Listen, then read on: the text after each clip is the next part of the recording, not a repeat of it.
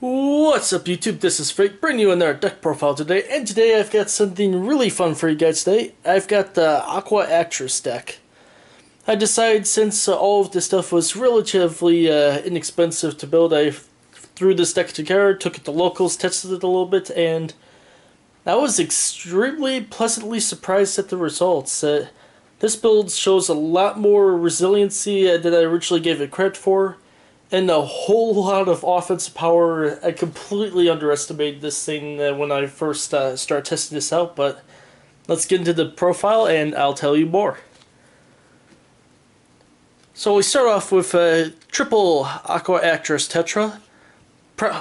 9 times out of 10, the first one you're going to definitely be searching for or just gain access to as soon as possible. Gets all of your searchability with all of your stage spell cards, and you want those spell cards to stack up quickly so you can take out your opponents that much more fast.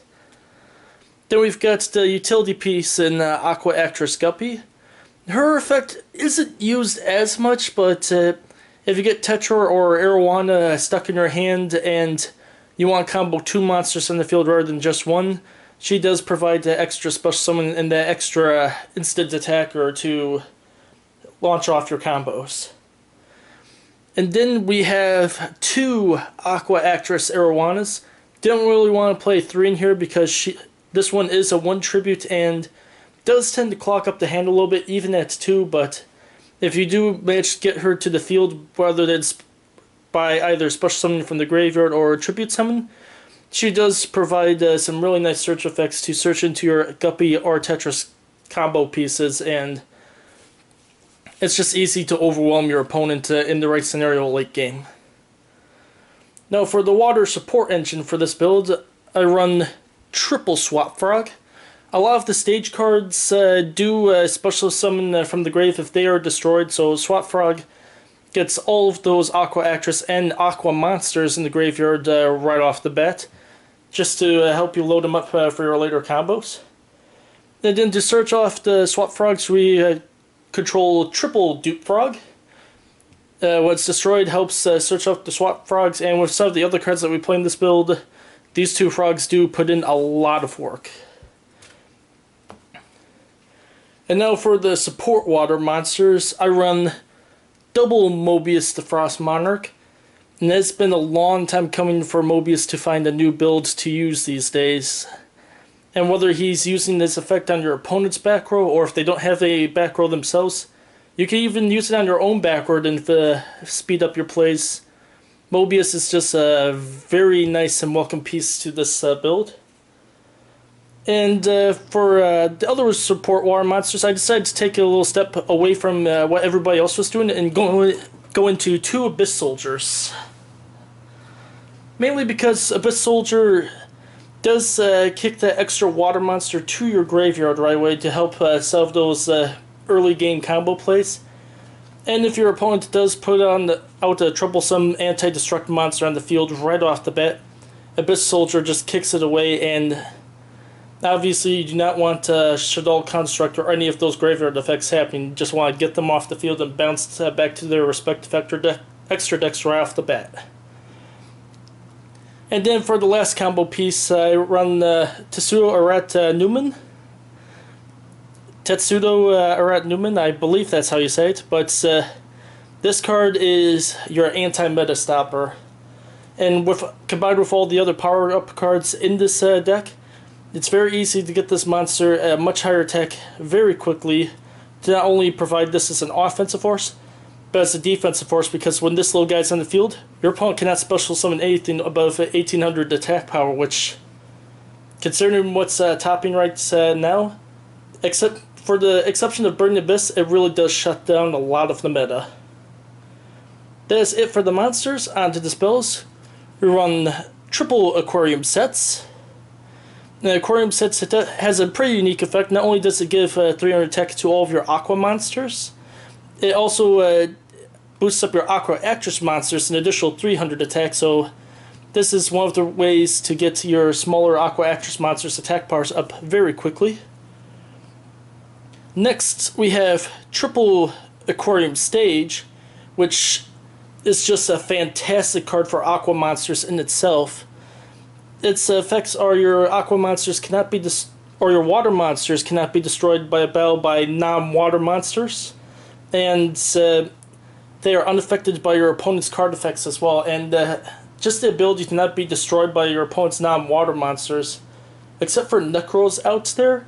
There are very few archetypes out there that can bring monsters, even from the extra deck, that are non-water monsters, so it really gives you a nice advantage battle-wise on the field.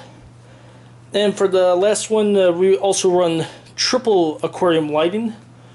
Now this card is more specific for your Aquaactress monsters, mainly because if your Aquaactress monster battles an opponent's monster, their attack is instantly doubled during damage calc.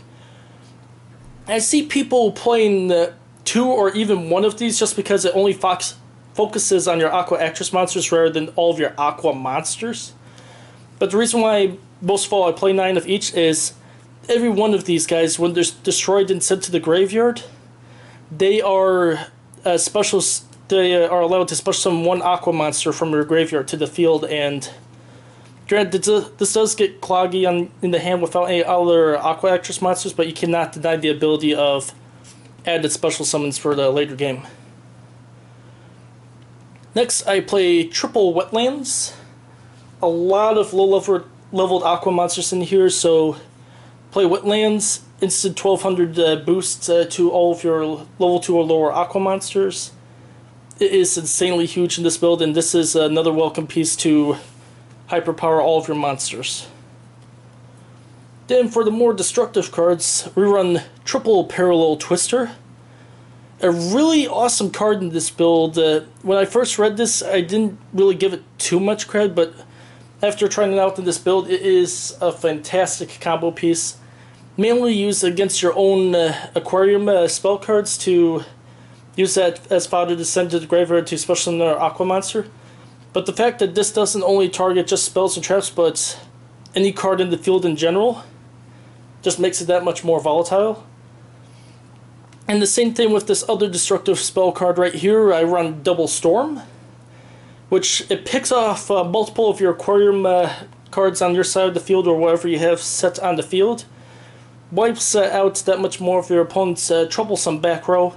And again, you get those special summoned combo pieces ready to go for your next and future turns. It's just fun shenanigans with this build.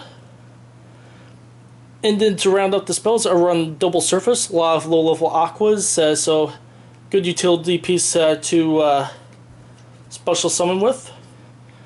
1-for-1, where it's going for your Tetra right away, or going for anti-meta with your Numen. This is very awesome to have in the builds. Definitely need to get to your Tetras right off the bat and to start off your combos. And to round things out, I also run 1 Dark Hole, or aka Poor Man's Regeki. That's it for the spells, and here's the interesting thing about this build. Trap cards, don't need them. And when I was testing this build out, extra deck, I actually forgot to build an extra deck for this build, so and decided to test this without the extra deck just to see how well it will do, and oh yeah, this build actually did surprisingly well without extra deck. So as far as the extra deck cards, I leave that up to you. There's really no specifics for this build, just combo and toolbox to your heart's content. And with that, that's my Aquaactress deck profile. Hope you enjoyed the video, and as always, comment, rate, and subscribe. And until next time.